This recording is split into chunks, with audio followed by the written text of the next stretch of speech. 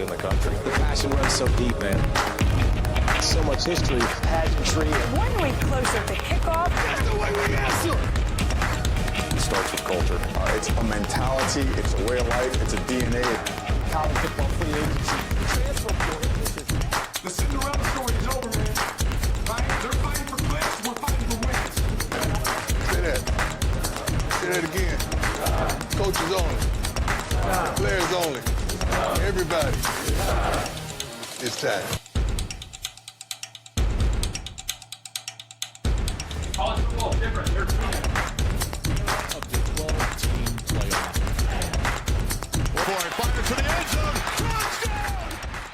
Welcome back for a new college football episode of Bet the Line, brought to you by Robbins Properties. If you're looking for a house, townhome, or apartment to rent or own in the central Iowa area, they are the people that will take care of you. That is Robbins Properties. Before we get started here, make sure to click the like button and subscribe and turn on all bell notifications to stay up to date on all things college football. If you guys wanted to see our cards when we release them, obviously you can hear it on the podcast, but we do release them on Instagram. If you want to follow that is at Bet the Line Podcast. Boys, Q, Indiana travels to Eugene, beats Oregon, tosses them around like a rag, 30-20. How are we feeling? Yeah, I mean, it's disappointing, but rather this loss come now than, in the Rose Bowl in the playoffs. So, I mean, this was our first regular season loss in 2 full calendar years. I don't really think people understand that. I mean, we're fine. I mentioned this earlier before we started recording. Ohio State looked dead after the Michigan loss, and look what they did. I think you can give up 1 or 2 losses and still be fine. So the loss is fine, but not a fan of how we played. The offensive line was terrible. Credit to Indiana's defensive line, though. Oregon hadn't given up a sack all year, and they gave up 6 to Indiana. So that was a big, big problem. That caused Dante to make poor throws, be uncomfortable for the first time really in his Oregon career. The freshmen weren't great.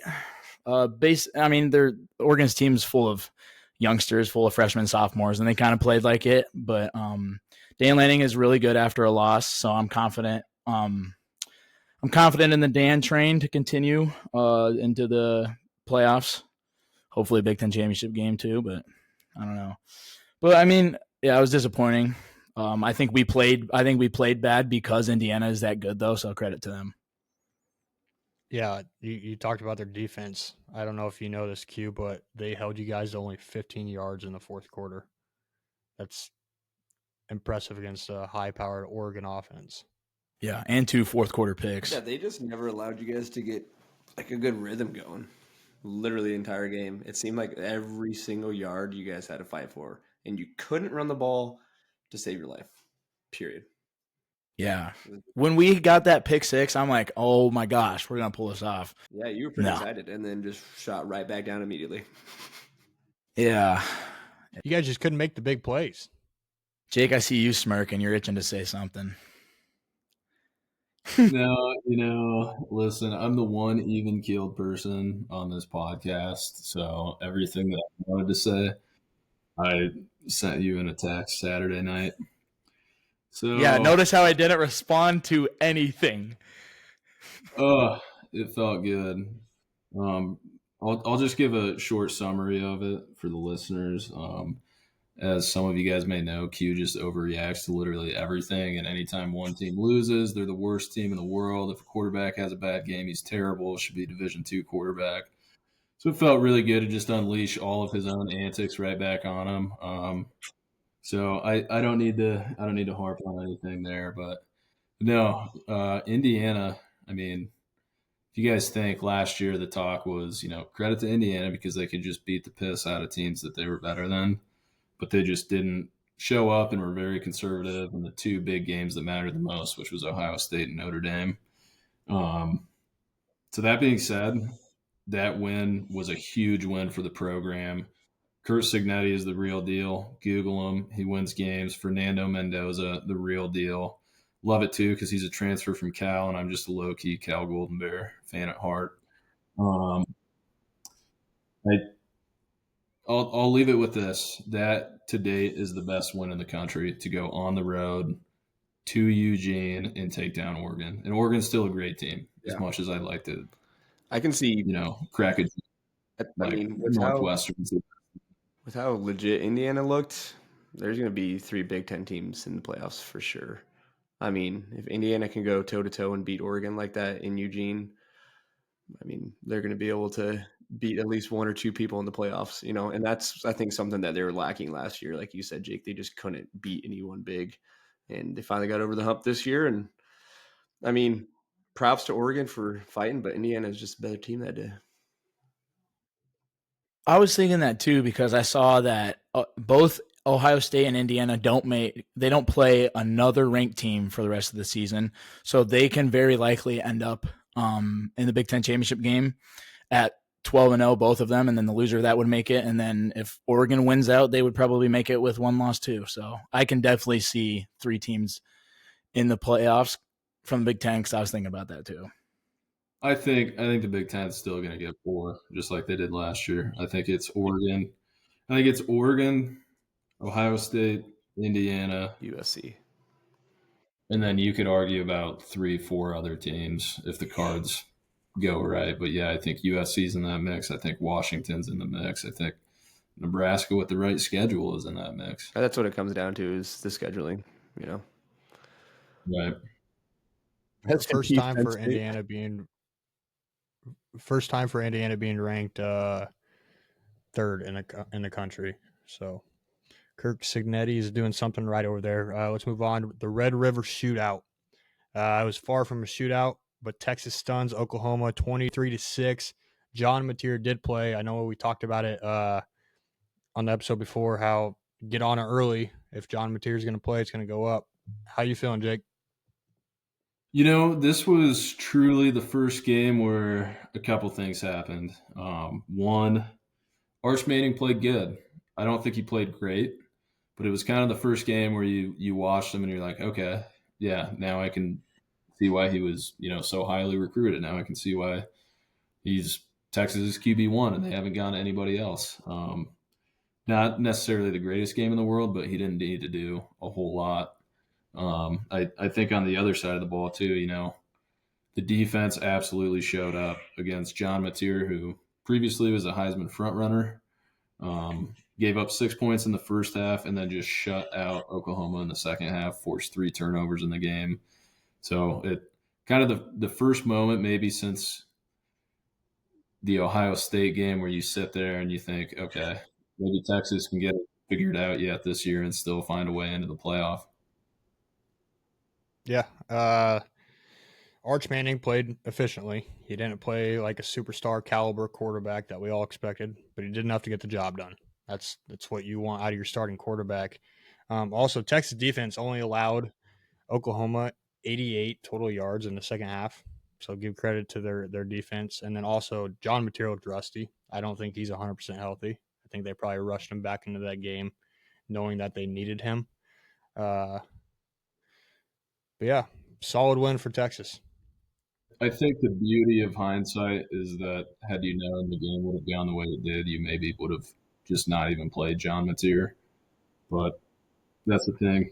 He still probably gives you the best chance to win, and they played him, and he didn't look great. But credit to Dr. Shin for the miracle surgery to get him back that quick. I still think you got to give Texas's defense majority of the credit. I mean, Texas offense really wasn't doing anything, wasn't moving the ball into the Oklahoma side of the field really much at all. That's why they settled for so many field goals that game. But Texas defense is just insane. I mean, wasn't allowing Oklahoma to go up in the field at all. But I mean, Arch did play good. He played better. He was more of a game manager. He was playing not to lose the game, He wasn't out there slinging the deep ball all the entire time because he's been struggling with that really all year. But Texas defense is just insane. Whether you want to say about Mateer or not, I mean, he did have 3 interceptions, 2 of those being deep balls he just shouldn't have thrown, period. But Texas defense, I mean, that's what's going to end up winning them games all year long. So maybe the Florida game was just a fluke. I don't know. The 75-yard punt returned by Ryan Niblett in the fourth quarter sealed the deal. You couldn't ask for a bigger play at that point. Let's move on here. Bama keeps cruising as they beat Missouri 27-24. Looked like it was going to be a close one. They came out on top. Jake, got stock in Alabama. How we feeling? So, I'm going to be honest, I'm feeling really good about Alabama. I touched on it, I think maybe a couple weeks ago, but the beauty of college football is that, especially now in the playoff era, you're not screwed if you lose one game. And you're allowed to improve over the course of a season, right? You're also allowed to, go in the opposite direction. Like Florida State and Alabama have trended in two completely opposite directions since that week one matchup. And Alabama now has 3 ranked wins in a row. They traveled to Georgia, got the win. They beat Vanderbilt at home following, and then they just traveled to Missouri to pick up the win. So Ty Simpson having a phenomenal season. Caden Proctor once again gets a carry at fullback. That's a scary man to see running downhill. Like I said, they just keep getting better each week. And here's a stat for you. Kalen DeBoer, I believe, is now 4-0 at Alabama when he wears a black hoodie. That was actually something that they showed on ESPN in this post-game interview. I was like, that seems a little odd, but I like the odds when he wears a black hoodie. That loss to Florida State doesn't look as bad either because it's week one. Your team doesn't have an identity at that point. I think Alabama right now has an identity. They know who they are. But yeah, I mean, go ahead. I think it's interesting too because to me, Alabama during the entire course of the Saban era, like even if they had a great quarterback and great receivers, their identity was still like smash mouth football. We are going to destroy you in the trenches and try and stop us. And really, they've kind of struggled with the run game this year, so they've really leaned on Ty Simpson in the passing game. So that's a little interesting to see with an Alabama team for sure. But yeah. I mean, here's the difference right here: is Alabama went 3 for 3 on fourth downs. Missouri went 1 of 10 on third downs, compared to Alabama's 6 of 15 on third downs. It's hard to win a game when you're 1 for 10 on third downs. It's that simple. So, yeah, I mean, Alabama snapped Missouri's 15-game home winning streak, and yeah, I think the better team here won. The team with the more talent won. Team that should have won did win. So, Missouri surprised me in a lot of aspects of the game, but yeah, Alabama's still the better team walking away with the win. But yeah, Missouri is still good. I think if you're a Missouri fan, we talked about it on our preview episode last week, but that's got to be a tough loss. Like to know, you were in it the entire time, you had a chance, really cement your place in the SEC as a top dog, and yeah, they're still a good team, but still haven't quite gotten over that hump of being at the top of the conference with the Georgias, the Alabamas, those guys. Other scores from around the country in the top 25 teams here. We have Ohio State as they defeat Illinois 34-16. Ole Miss survives a huge scare from Washington State. They win 24-21. Texas A&M over Florida 34-17. Texas Tech rolled Kansas 42-17. Shout out to the fan that threw a pocket knife at our coach Lance Leipold. Arkansas falls at Tennessee and Bobby Petrino's intermittent debut 31-24. LSU over South Carolina 20-10. Georgia Tech 35. Virginia Tech 20. Notre Dame, they won again. They beat North Carolina State 36-7. BYU goes to Arizona, pulls off a big win in overtime. They looked like they were dead going into the fourth quarter. Utah smokes Arizona State 42-10. Colorado upsets Iowa State 24-17. Might be trouble in Ames, Iowa. And then to wrap it up, we have Pittsburgh. They upset Florida State on the road. Florida State's officially a bad team again. Jake, I'm going to ask you again, how are we feeling about Iowa State? I know I asked you guys last episode. Anything changed? Yeah, a little bit. Yeah, I mean, yeah, I don't think they're making the Big 12 championship game, if I'm being honest. Just penalties. I don't know. What do you just think, Jake? I just want to be abundantly clear. I'm a Colorado Buffalo fan, and we are so bad. Oh, really? Dude, you're gonna say you were a fan of whoever won that game. No, yeah. Here's the thing. If you were to look at Iowa State as an entire program, they're the definition of like a developmental program where you bring in 3-star recruits and they get better over time. When we have good guys go down, there's a good chance that we just don't have depth of, if Alabama has a cornerback go down, you just plug in the next 5-star cornerback that's on your roster. Iowa State doesn't have that. And I feel like, the injuries to our 2 starting corners has been the biggest problem. There's been other problems as well, but between Cincinnati and the Colorado game, it seems like we've just given up so many big plays in the passing game. And our defensive backs just look lost. And they're young, and I get it. It's tough to really get mad when they're thrust into a position that we didn't expect them to be in. But we'll see how the rest of the season goes. We just don't have the depth when our best guys go down, and I don't see them being maybe better than 8-4. What happens when they do go 8-4 and Matt Campbell starts getting offers from other schools? Because his buyout is only $2 million. His buyout, Gonna get an offer from Penn State here pretty soon. Penn State's gonna look at him. $2 million. That's what Jamie Pollard and him got concluded. No, I just think the change of standard is interesting because the fact that fans of Iowa State are upset at a 5-2 season is insane. Like the standard has completely flipped. I don't think Matt Campbell is going anywhere. I agree with that, Q. I always used to knock on Iowa fans because Iowa fans every single year were content with an 8-4 Outback Bowl appearance. And I didn't understand it. I'm like, you guys are just totally accepting of being better than average, but not being better than that. Now we have Matt Campbell, and I get it. Like, Iowa State's not a destination school. We're never going to get 5-star recruits. We're probably never going to truly compete for a national championship. But like 7-5, 8-4 every single year, and maybe an occasional 10+ win season is a lot better than what the program has been historically. So 10 wins, you don't realize how hard I'm it good. is. 10 wins is not an easy feat, dude. That's why they've never had it happen besides last year. So yeah, and they even got to 11. You're right, they did get to 11. But hey, seriously, though, the Buffs are back. They're not. We on to players that shine, gentlemen. I will lead the charge here. As I mentioned last week, I'm the defensive player that shine, guys. So we start out Aiden Fisher, Indiana linebacker, 13 tackles, 1.5 sacks, led the charge of shutting down the explosive Oregon offense. Beautiful, my man. And then additionally, I got Malik Muhammad, defensive back for the Texas Longhorns, 2 interceptions and 1 tackle for loss, and a dominant Texas defensive showing.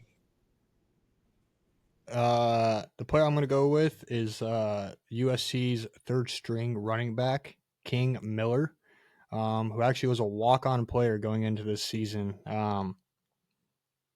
He just dominated against a very good defense. He had 156 rushing yards and a touchdown, 18 carries, averaged 8.8 yards per carry.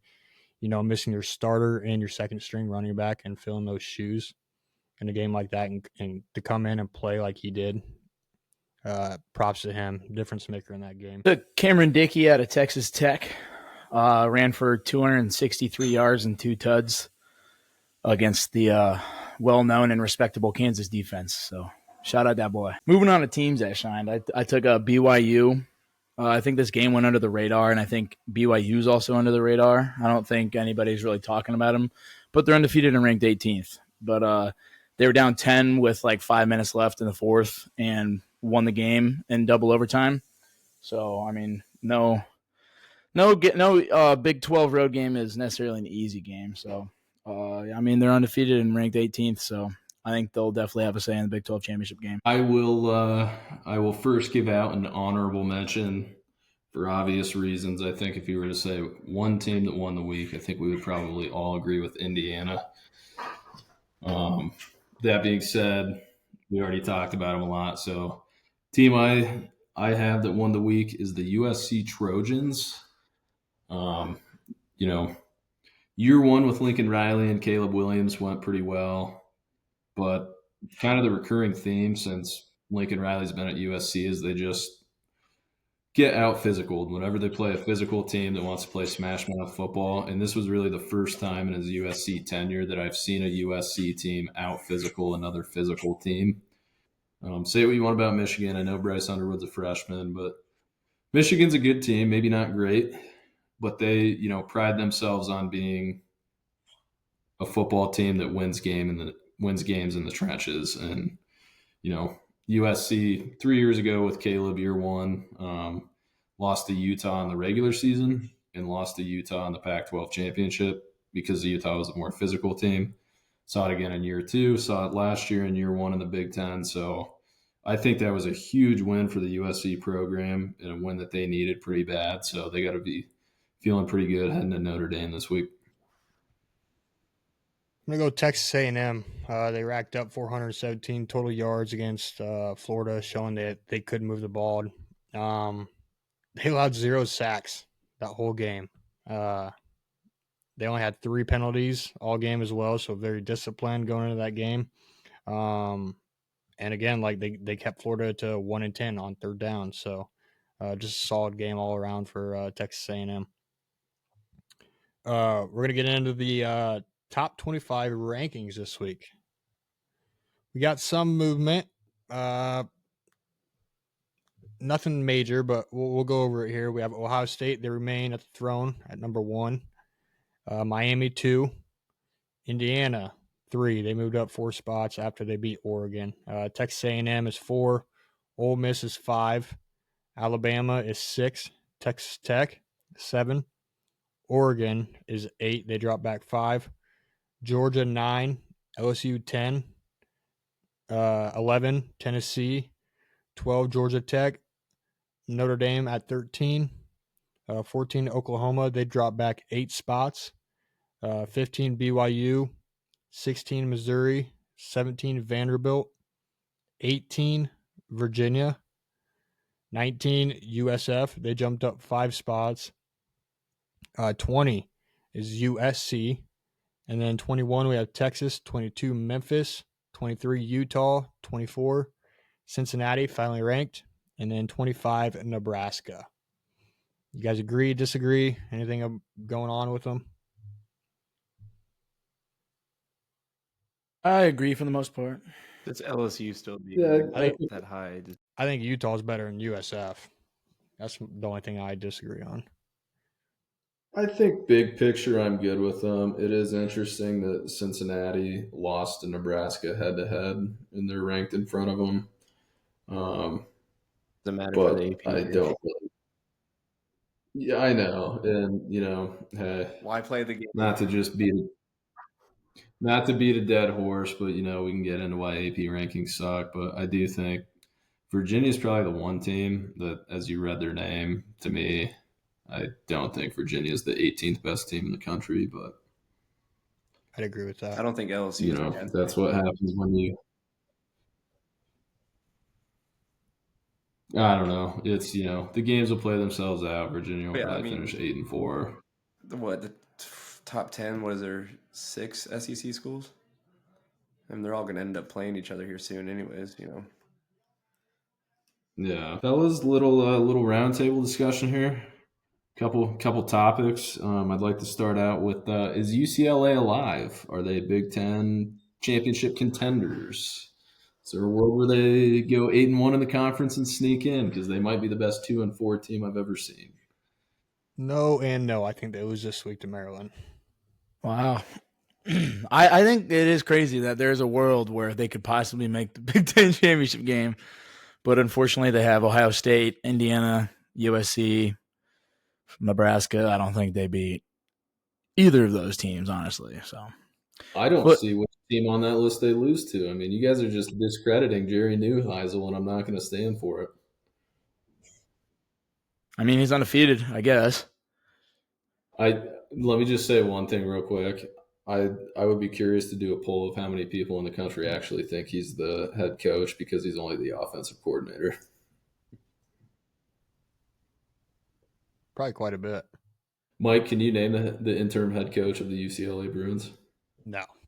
Q. I don't. No, I thought it was that blonde haired dude. I'm not gonna lie. No, he's just the coordinator, dude. He's just calling plays. Clayton, I already know you don't know, and I also don't know. So Why are they interviewing him like he was the head coach then? that's my point. It's because he went to UCLA. Like he was a quarterback at UCLA like a decade ago. I saw So that. He's kind of like the prodigal son. Q said, no, I thought it was that blonde hair dude. I thought it was. That's what we're talking about. Oh. All right. You guys shut that down pretty quick, but I got a UCLA Big Ten champion. Just because that's not a conversation in any other realm. Clayton, I want to turn it over to you for a minute. I feel like since week 1 we haven't really talked about them a whole lot, other than maybe being on our cards. But Ohio State, how are we feeling? Oh, feel like the number 1 team in the nation. I feel our offense is finally clicking. Our defense is just insane again this year, dude. Having Caleb Downs as the man that controls everything on your defense, you couldn't ask for anything better. And he just flies around with his head cut off practically. I mean, Illinois I don't think they outgained us. It was close, but I mean, with 3 takeaways, we got 21 points off of every single takeaway. It's just our defense is going to win us games, and our offense is only getting better and better. And Sayin and Jeremiah Smith and Carnell Tate as well. I mean, maybe the best wide receiver duo. I mean, it is best wide receiver duo in the nation by far. But Sayin's just getting more and more comfortable. Yes, Jake. I'd like to ask the age-old question. Do you think this year's Ohio State Buckeyes could defeat the Tennessee Titans or the New York Jets? The Titans, for sure. No. Dude, I absolutely hate this discussion. There's not a single college team that will ever beat an NFL team. Never. Well, this is probably the greatest college football team of all time. Okay, I'm not. Who? The Ohio State Buckeyes. This team would get steamrolled by 70 against 2019 LSU. No. 2019 LSU play defense, bro. Okay. How are they going to score on Ohio State's defense? I mean, I just don't see a world where it happens. Maybe with the Beth Hot. Whoa. I love the recency bias for you to just say 2019 LSU. I mean, if you're going to throw a team out there, why don't we be for real and talk about 95 04 US, 2001 Miami, 95 Nebraska. Because 2019 LSU is the best team of all time. Tell me you've only watched college football for 15 years. I've only watched college football for 15 years.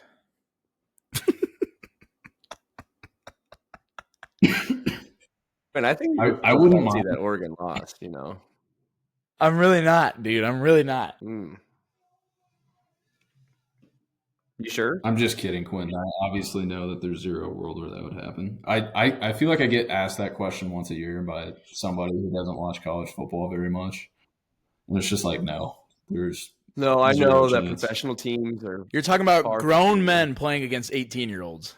Yeah, you're talking about 22 to 35-year-old men who could literally just toss around 18 to 22-year-olds like a ragdoll. But can you imagine Jalen Ramsey up against Ryan Williams right now? Ryan Williams would probably torch him. No. Are you saying Jalen Ramsey is the best corner in the league? Is that what you just threw out there? He's honestly playing like it this year. I'm not gonna lie. He's doing good. Yeah. No. Yeah. But no, they wouldn't be Okay, the Titans, but I feel But to that point, too, you could probably take like a cornerback 4 on any NFL team that could shut down Ryan Williams. Yeah, I'll tell you this right now. You get that Ohio State team could run all up and down the Bills' defense right now. They really could. Hey, here's a hot take. That might be true. I think this Ohio State defensive line could stop the tush push. No. No. Have you seen these guys on the goal line? Okay, that is true. Ohio State's goal line defense is crazy, but no, nah. Well, Matt are we Patricia playing would have college rules? field Wait, day. are we playing college rules where the guards can't jump before the ball is snapped? Or are we playing NFL rules where you can't do that? That's every rule. That's called a false start. Oh, but they just don't call it in the Eagles games. Okay, sorry, I'm confused sometimes. Well, why would they, dude? We paid the refs off. Who cares? So did the Chiefs. Reel her back in. Am I Let's wrong? get back to college football. All right, that was fun. Had to go down that road real quick, but finally, I think probably the biggest news in the college football world of the past week is that Penn State has parted ways with James Franklin. Seems like the program officially hit rock bottom. Obviously, they were preseason 2. We're in the national semifinal last year. A lot of expectations on this team, and they just have not lived up to them. So, moved on from James Franklin. Curious to see, do you guys think there's any way to salvage this season? Have any ideas of where you think that they go in the hiring cycle? I think it's going to be Matt Rule based off of his interview. Nah, he was like, "Oh, the Penn State job offer is open. Oh, wow." And he went into a 10-minute session about how he was raised a Penn State fan. I'm like, yeah, this dude is leaving Nebraska after game 12. The Penn State AD was the AD at Temple where Matt Rule started out. He also played for Penn State. Matt Rule did. I can see that happening. You Dude, guys are you're not missing going anywhere in one Nebraska. massive piece to this. What's the massive piece of information? Well, let me ask you this first. Why did Penn State fire James Franklin? Answer that, Q. Tell us, Blues Clues. I don't know. They couldn't win the big one, right? Yeah, he couldn't win the big game. Couldn't win the big game. He was 4-21 versus top 10 teams. He also struggled against Ohio State and Michigan, 3-17. Hate to tell you, Matt Rule is 0-11 against top 10 teams. But toxic programs are attracted to toxicity, so they're going to hire Matt Rule for that reason. Here's the thing, You're Mike. getting in the same situation. Here's the thing, Mike. The age-old discussion. Matt Rule turned around Baylor. Matt Rule is in the process of turning around Nebraska. Like, he has not had the talent that you could have as the Penn State head coach. So I hear what you're saying, but I think it's just not a fair comparison because he hasn't had a chance where he has the same talent on his team as Ohio State does across the field, as Michigan does across the field. Like, he did everything that you could do with Baylor, and he's working on turning Nebraska around, but it's not – to me, it's not the same. It's not apples to apples. Those 11 losses, he did not have a more or even talented team as James Franklin has had sometimes even far more talented teams, and he just couldn't put the pieces together against some of those teams. Matt Rule hasn't had that. I agree with you on Jake. How electric would it be if Nick Saban went there?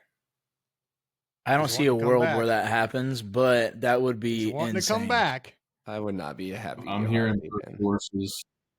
Before we started recording, I received a phone call from someone very close to the Penn State organization. I'm hearing Bill Belichick to Penn State is very much out of play. Okay, I was about to say, why would you do that? Oh, yeah.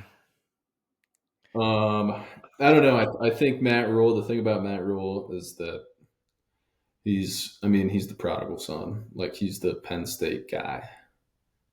Bring him back home. I don't know if it's him or not. I'd like to see him stick it out with Nebraska to see if he can turn Nebraska around because I think that'd be good for college football. But it's definitely going to be interesting. You could argue that Kurt Cignetti's in the mix. I don't think that he would leave, but I mean, it's a call you make. I'm sure you make the call to Nick Saban. I'm sure you make the call to Urban Meyer. Whether they say yes or no is another thing, but I don't know. And then there's Iowa fans who keep saying Matt Campbell, but is this more of a? I think Matt. Go ahead, Clayton. I don't want to say. I think Matt Campbell is just like the name that. It was hot 4 years ago when Lincoln Riley left. Well, when USC was open, and then when Lincoln Riley left USC, or Oklahoma, but. I don't think Matt Campbell's in the mix. You need an absolute home run hire. There's no room for like a a shot in the dark, I guess you could call it. Yeah. Is this more of a slap in the face than Northwestern? Like Penn State lost to Northwestern, and that was the final straw. Like, damn, we lost. I mean, to it should be a slap in Northwestern, the too. face. I mean, it should. I mean, they are the Vandy of the Big Ten. I would say even worse than that, dude. Yeah. No. I think no matter how bad James Franklin's record in the big games were, I think it's still like extremely disrespectful to fire him mid-season. Like, yeah, you're 3-3. This is probably, I don't know the statistic, but it's probably one of the worst starts under James Franklin ever at Penn State. I did see the parallel. James Franklin's first loss ever at Penn State was against Northwestern at home, and that was his last one as well. Dang. Yeah. But I just think, given that he's been there for 12 years, and yes, he hasn't really like won anything special at Penn State, but he has still had multiple 10-win seasons. He had 3 10-win seasons in a row dating back to 2022. So I just think to not have him finish out the season is extremely disrespectful given what he's been to the program, even though it may not be a special trophy that they have to show for it. Like, he's still been there a long time and made Penn State, I would say, a blue blood since 2020. Well, they were a blue blood before that. People forget where they were at in the 90s, in the late 80s, 90s. You guys are just tossing around blue blood. I mean, they're a great program, but they're not a blue blood, nor are they a new blood. You got to have something to show for it, and they don't, and that's the unfortunate thing. Like, I think James Franklin's a great coach, but I think to me that's kind of what all this ties into is like I know the fan base is hot and they're mad, but to me it's like you got to take a step back and look at who do you think you are as a program, because they're not blue blood. Yeah. He's going to get another job. Yeah, maybe in the Big Ten they are, but he's going to get another job, dude. Yeah. I mean, if not, could you imagine him coaching a Group of 5 school? Yeah. If he turned down every offer, he's still walking with what, $49 million? Ooh, that's tough life, brother. Yeah. I'm calling it right now. Within 5 years, James Franklin will coach a Group of 5 school, and we will see that said school that he coaches match up with Penn State in the playoffs. Calling it right now. That's a bold take. I don't see him coaching a Group of 5 school personally. Like, there's already so many jobs that are going to be open at the end of this year. Like, not saying they will, but like Oklahoma State, Florida potentially, Auburn potentially. Like, I think there's going to be so many openings in Power 4 that I don't see any reason why he would have to go to a Group of 5. Like, he's a much better coach than like the Dan Mullins of the world and the Billy Napiers that get fired from a Power 4 school. He's going to go mid-tier conference team somewhere. I don't think he's going to get like. Is there a world where he goes to Iowa? Because this is likely his last year as Iowa's head coach. We've been saying that for I don't think 5 years, dude. I think it's just such a question mark on how much longer Kirk has. And I think it's also, I don't know. I've said it before. I feel like Iowa will inevitably hire from within, because I think to be an efficient coach in this era of college football, you have to have boots on the ground in the Iowa program and know, like, this is how we win games. Are we going to be 11-1? Probably not. But this is how we get to 8-4 every year. But you can't, like, they have the ability to be that 11-1 Iowa team. They have the defense every single year in, year out. Like, national top 5 defense year in, year out. So what are you missing? You're missing pieces on offense. You're missing a quarterback and a receiver. That can take you far enough with a mediocre offense. But it's also like a coach. Like, let me ask you this. How long would it take Nick Saban to win the Big Ten with Iowa? Like 2-3 years maybe? Yeah, but he's a cheat code. But that's what I'm saying. Like, okay, What James, could the best James college Franklin. football Then. coach ever Perfect. do? Sorry. Yes. Bad example. Bad example. You mean like Dan A Lanning? good one. James 12 Franklin. years. How long would it take? Really? Because he did it in one. So that was the worst example you could have used. But James Franklin. How long would it take James Franklin to win the Big Ten with Iowa? I mean, it's such an open-ended question because I just don't know who more you can like as far as the recruiting trail goes. I don't really know if Iowa can improve the recruiting very much. Like, it's not a destination school, it's not a tropical location, and it doesn't have the storied tradition that a lot of the other schools have. So, like, I have no idea. I mean, I think he's a great coach, but like, how much can he change at Iowa? I'm sure he could improve the quarterback position, but Well, that's what I'm saying. Like, even hitting something up in the transfer portal, like two, 3 superstars. You know, you get one of them, but I just think they need to do something with their coach because I feel like Iowa has to start asking those questions. Like, well, if we hire this guy, how far is he going to take us? You know, instead of hiring within. I don't know. I think Ferentz is going to have a hand in who follows him. He's going to have a hand in it. I mean, the other thing is too, the job is Kirk Ferentz's for as long as he wants it. Like, you could never do to Kirk what Penn State did to James. You can never do to Kirk what Oklahoma State did to Mike Gundy. Like, it's on his terms. It's because that's what he is to that program and what he's taken it to. Well, and I just feel like there's really no standard. Like, the standard at Iowa is, yes, 8-4, but like, Iowa starts 0-4 and then somehow finds a way to be like 7-5. Like, that's like, there's no really standard of being upset over a loss at Iowa.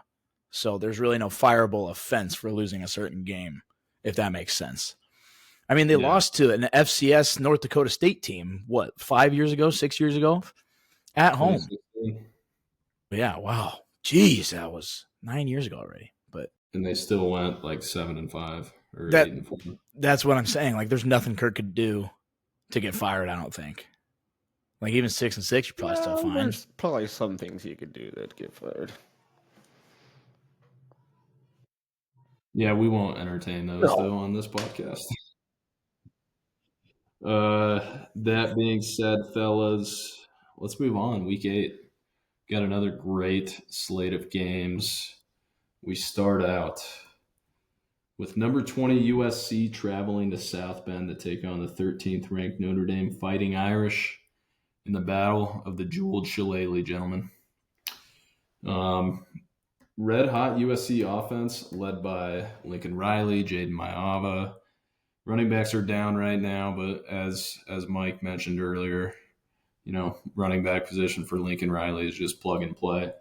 2-star receivers, Mekhi Lemon and Jacoby Lane. Again, another USC Lincoln Riley offense that has all the talent in the world. Looking to keep the momentum rolling. Jaden Maiava has over 1,800 passing yards, 13 touchdowns, and another 4 rushing touchdowns. And he is a guy that is firmly in the mix for the Heisman right now. On the flip side, Notre Dame, they got 4 straight wins after the rough start to the season. Led by C.J. Carr, Jadarian Price, Jeremiah Love. I think it's interesting thus far. Notre Dame is kind of different from Notre Dame teams in years past. We always know Notre Dame for tough play in the trenches, a great defense, smash mouth football. It seems like this year they're kind of relying heavy on, a high octane offense putting up a ton of points. So a little bit different from what we're seeing in years past. Here's a stat for you. USC has not won in South Bend since 2010, with most Irish wins being by double digits. Line right now is Notre Dame minus 8.5. The over-under is 61.5. Quentin, where are we leaning? Gosh, that's a really, really tough spread. Really tough. Probably Notre Dame. I think, Notre Dame, you're 4-2. Every single game counts. I mean, you cannot afford to slip up. backs have been against the wall since the end of week 2. I think they know what this game means, and they still have a path to the playoffs. I think I would probably lean more towards Notre Dame. I think I'm more confident in what I've seen with them this year than USC. But that being said, USC is red hot, like you said. Their offense is unbelievable. I don't like how Jeremiah Love hasn't eclipsed 20-plus carries since week 1, but then you look at his touchdowns, and he has 8 touchdowns in 6 games. So, if I had to lean, I would probably lean Notre Dame, but I do not think it'll be a shootout. I think that's a really high over. I'd probably take the under.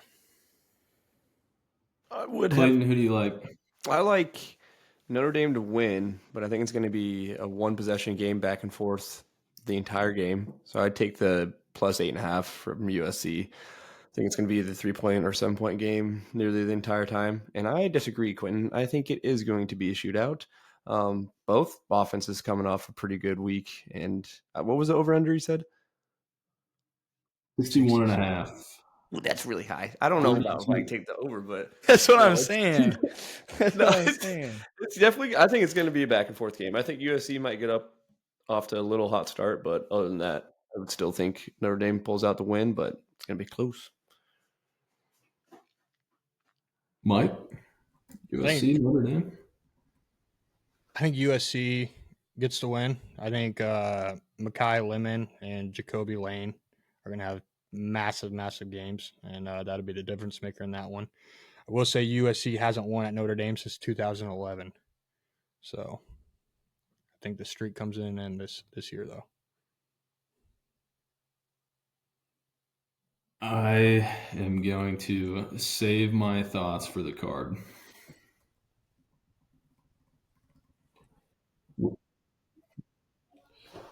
It's not a spoiler. It's a spoiler, I guess. Moving on, gentlemen, we move to Athens, Georgia, where College Game Day will be to host top 10 matchup between the number 5 Ole Miss Rebels as they take on the number 9 Georgia Bulldogs. Georgia looking to avenge last year's loss. It's a tough one where Ole Miss kind of dominated the game, really start to finish.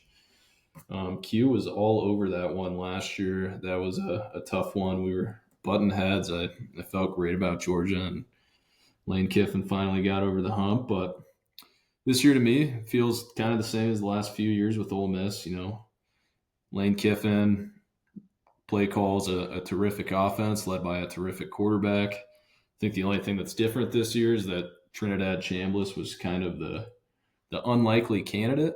Austin Simmons was the guy coming into the year. He got hurt after week 2, and Trinidad Chambliss really came in and took the job and has given no reason of why they should go back to Austin Simmons other than he struggled against Washington State. But it's neither here nor there. Ole Miss enters 6-0, best start for them in a long time.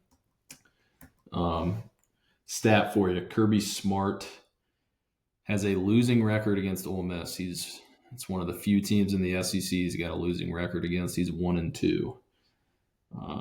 Georgia, on the flip side, they've had some shaky starts this year, fellas. You know, the Tennessee game, obviously, they started out down 14 and were coming from behind the entire time. They were able to pull it out. Alabama, kind of the same story. They start off 14-0, never quite catch up in that game and lose. And even last week, you know, they struggled against Auburn, and they were able to get it figured out in the second half, but it started out down 10-0. So that's kind of the story of Georgia this year, is slow starts. And I think, you know, it feels like Georgia isn't the big bad Georgia that they were, you know, at the start of the 2020s. It seemed like it was a scary thing to see on your schedule.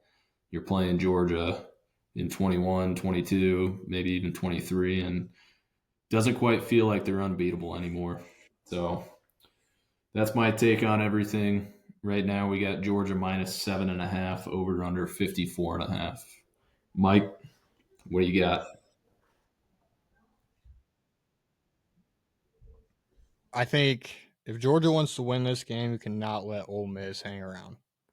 We saw last week, they looked about as bad as they've looked all year, and Washington State let them hang around. Look who came out on top. I am curious to know how Ole Miss can get their run game going in this one. Georgia's defense is only allowing 91 rushing yards per game right now.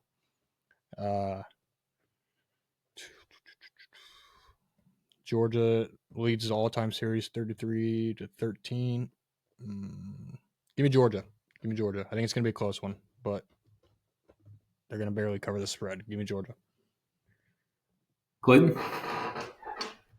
Yeah, I'm going Georgia. I just got more faith in their defense. And it being in Athens. I'm taking money line. I'm not taking spread. Think another close game. I think it's going to be a good game, classic. My gut's telling me to go with Ole Miss, but logically, I'm sticking with Georgia. Prove me wrong, but Georgia money line. It's a nice, safe minus 360 play. I just feel like there's I feel like there's always something that Lane Kiffin and Ole Miss does that just completely makes you realize that they're not ready for big games right before a big game. Like last year with the loss at home against Kentucky. And then this year right before Georgia with the squeak by against Washington State. I will say, though, that Lane Kiffin always finds a way to lose games that he shouldn't, and he pulled this one through. So I don't think Chambliss played terrible. I don't think he played that bad against Washington State. I think Washington State just played out of their butt that day. Chambliss is still his first year starting. But I like the Ole Miss spread in this one. Jake, you mentioned it. This is not the same Georgia team as years past. They look beatable now. I like Ole Miss to cover. I think it'll be a 1 to 2 possession game throughout the entire game. I don't really see either team pulling away, but I like Ole Miss to cover. I will say this before I make my pick. My biggest issue with Lane Kiffin in the past was that Ole Miss always had a good team, but they always had to fake injuries to slow down offenses with high tempo. They have since gotten rid of that rule that requires you to call a timeout in college football starting this year. So now that Lane Kiffin can't do that anymore, I think he's actually a really likable guy. Also, they had that Lane Kiffin documentary on ESPN a couple weeks ago. Not sure if you guys saw it, but it's actually terrific. I think I'm fully on the Lane train now, even though they burnt me and didn't cover minus 32.5 last week and only won by 3. I like Ole Miss to cover the spread. I don't know if they can pull it out, but like we said, Georgia's not big bad Georgia that they used to be, and seems like maybe the difference between this Ole Miss team and previous years past is that they just find ways to win games. Where at this point in the year, last few years, Ole Miss already had the blunder loss to Kentucky or some other team they should have beat. I'm flipping. I'm with you, Jake. You sold me. Appreciate that. To cover. Lane Kiffin in his press conference this week was asked, Lane, who do you think burns more calories, you or Kirby Smart? You know what Lane said? He said, I saw Kirby Smart from the game the other day. Doesn't look like he burns very many calories. No way. Just exuding confidence ahead of their biggest game of the year, and I love it. Give me Lane Kiffin and Ole Miss plus 7.5. Our final game we're going to preview, fellas. It's the game I'm most excited of. The Holy War. The biggest day in the state of Utah. One of the oldest rivalries in the sport that dates back to the 1890s. Some people are saying it's the biggest Holy War in series history. Both teams are now in Power 4 conferences, where obviously years past BYU was independent and they were in the Mountain West. Utah was in the WAC and the Mountain West. So they're both in Power 4 conferences. They're both, in theory, in the driver's seat to make the Big 12 championship. It's also the first time these teams have faced each other in October in 58 years. Only one team can go home with the Beehive Trophy, gentlemen. That being said, it's a top 25 matchup. BYU enters 6-0. They're ranked 15th. Utah's 5-1. They're ranked 23rd. First time both teams have been ranked since 2009. Q, you and I have been all over Utah since the start of the season. Both had them going to the conference championship, possibly winning the championship. Apart from the one blunder against Texas Tech, they have an insane offensive line. They lean on their rushing game. Devin Dampier has been sensational for the team.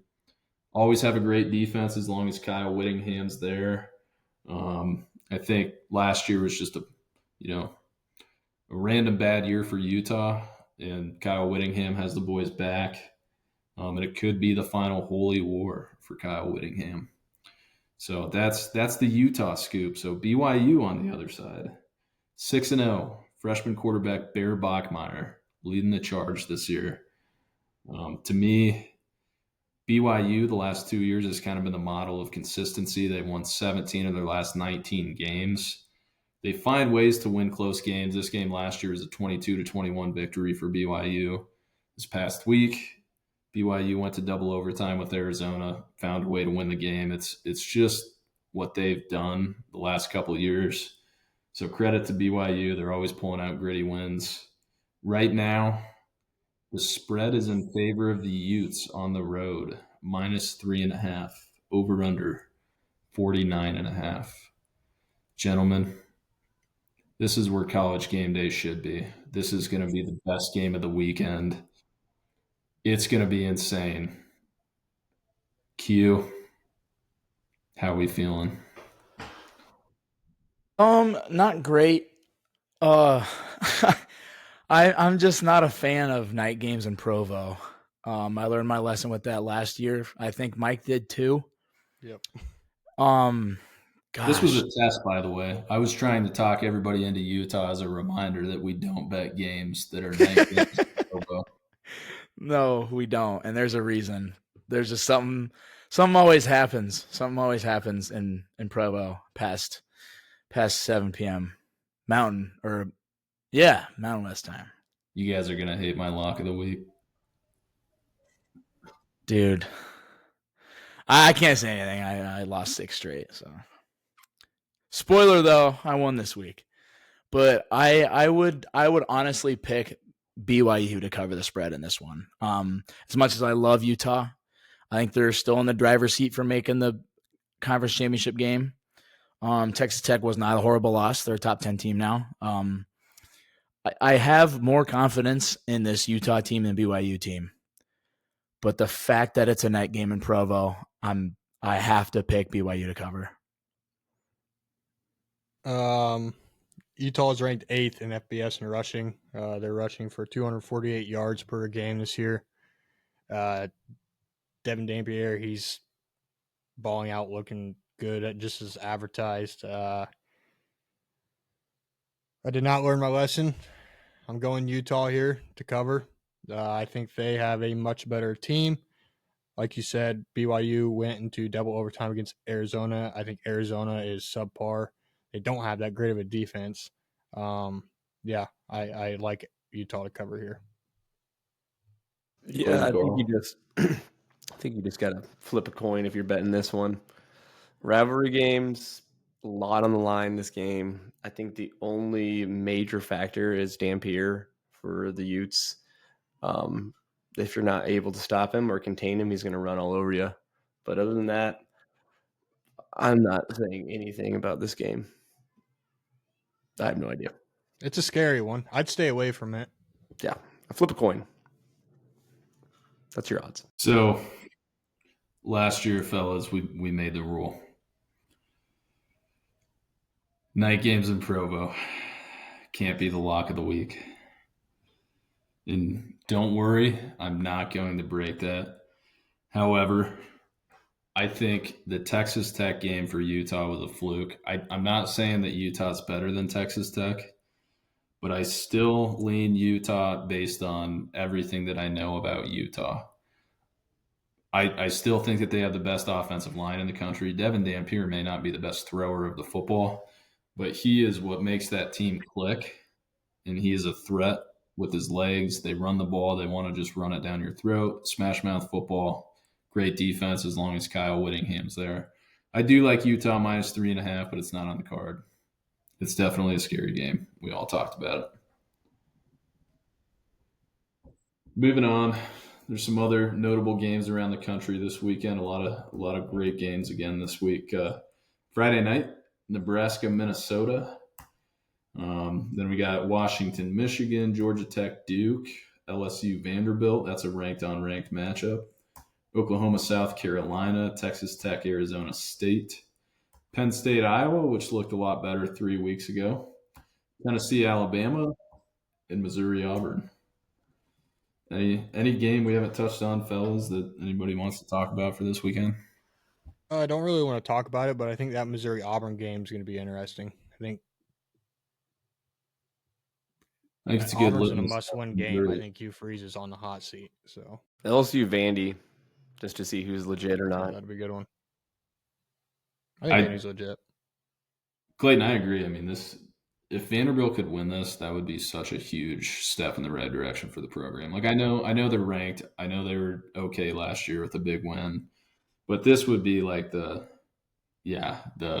we're here to stay type of win. Yeah, and LSU's had their struggles as well, and if you're not going to get by Vandy, good luck with the rest of your schedule. So I want to know when the last time Vandy was favored against a top 10 team, because it can't be from this century. No, they had a couple good years with was it Aaron Rodgers' younger brother? Something Rodgers. Late 2000s, Vandy was like 9-4. Really? Yeah, they had. That might have been when James Franklin was there, actually. Yeah, he's not dead. Jesus, that's a little far. Let's get after it. Week 8 cards. Are these updated with our records? No, mine's way worse. Okay. So was mine. I'm just going to say that we all went 5-0 last week. Woo. Okay. Just kidding. Don't know what our overall card records is, but we did update our Lock of the Week records. Clayton. Yes, sir. 5-2. Yes, sir. 5-2. Leading the charge. Front runner for the Keyshawn Booty Award, who, by the way, had a great game this past weekend. Up next, I'm 4-3, right where I want to be. Start off hot, then the wheels start to fall off the track. Mike, 3-4. Quentin, 1-6. But all that matters is you got a little win streak going. You saw one go through the net. Happy for you, dude. Thanks. Yeah. I will. Yeah, that one hurt. But hey, Buffs are probably the best 3-4 team of all time. That being said, jumping into my card, we're going to start out Friday night. I got Minnesota Golden Gophers plus 8.5. I do think Nebraska wins this game, but this is the type of game where Nebraska wins by 7 or less.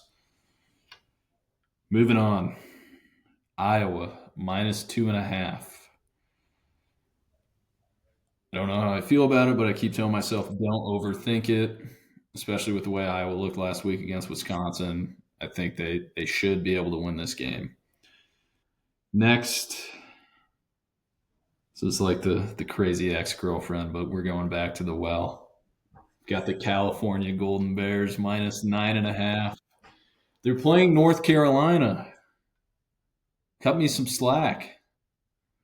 Dude, it's hard to cut you some slack. I've watched that team play, and it's bad.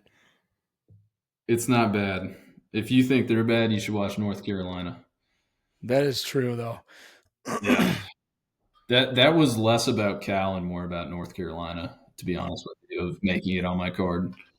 And then finally, I love the over in the USC Notre Dame game.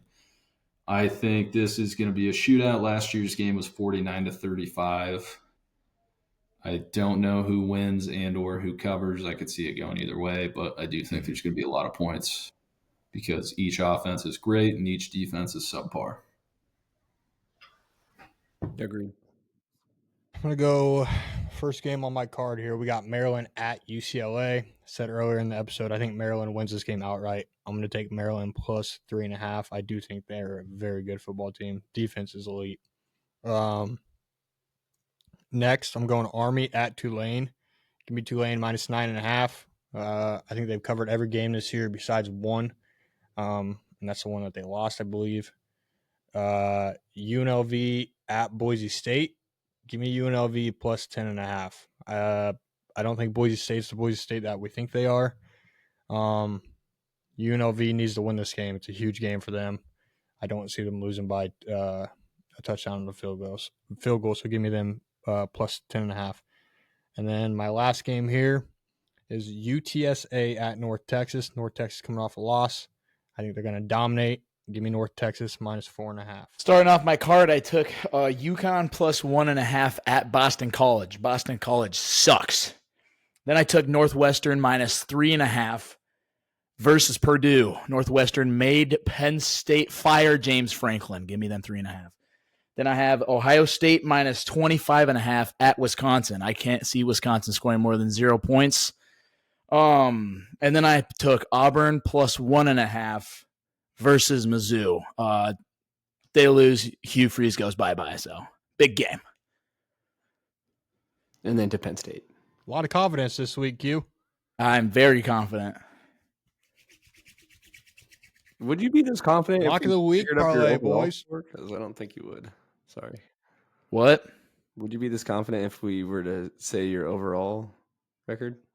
Nope. That's why I'm really confident. People probably think I went 4-0 last week. Lock of the week parlay, the standings. Jake mentioned it. Clayton sitting at 5-2 at the top. Jake in second, 4-3. Myself at third with a 3-4 record.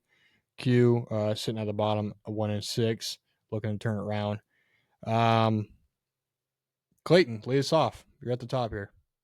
Yeah, Quentin, I'm going to start out with this, that if this screws me over in any sort of way, I will never touch an Oregon spread ever again in my life. But Oregon minus 17. Then don't do it. Too late.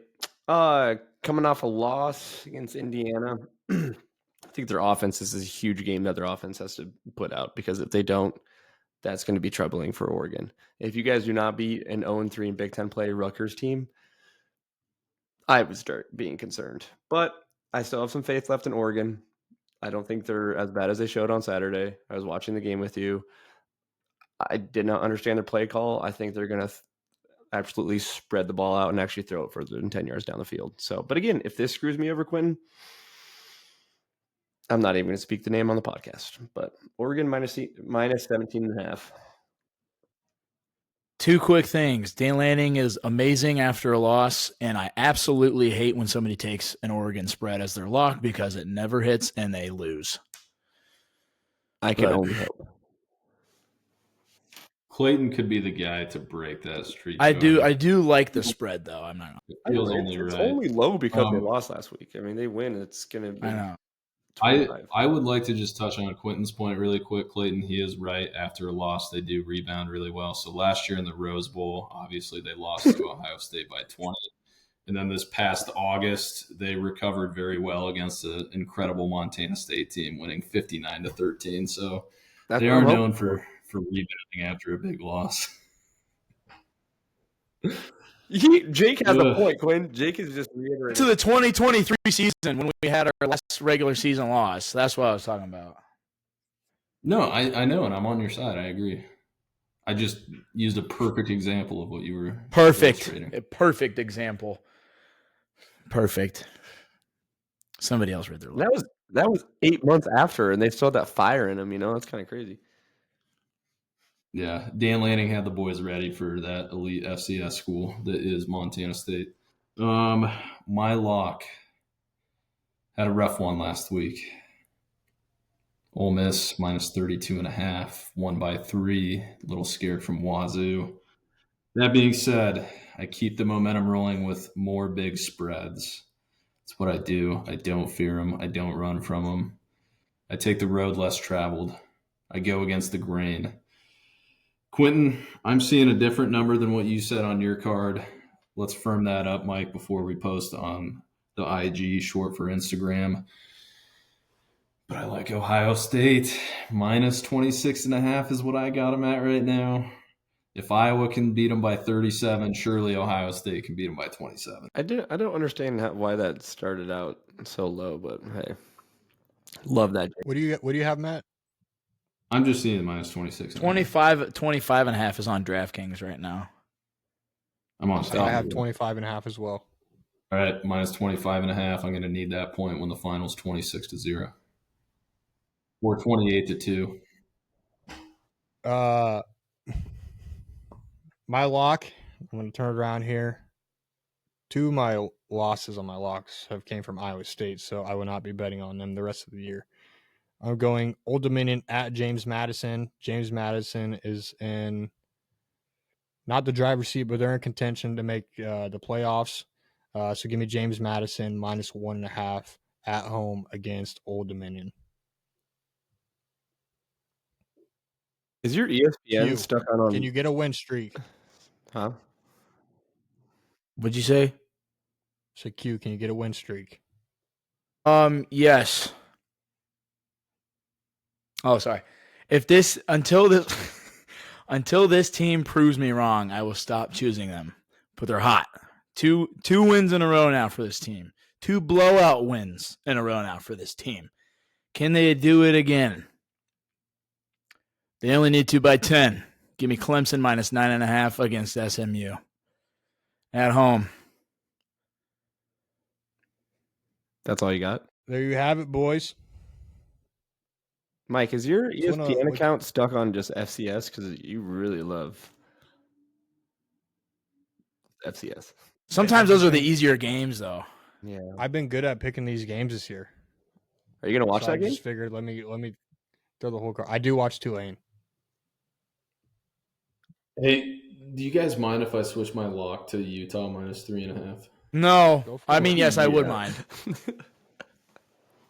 Kidding. I wouldn't do that to the fellas. Would never do that to the fellas.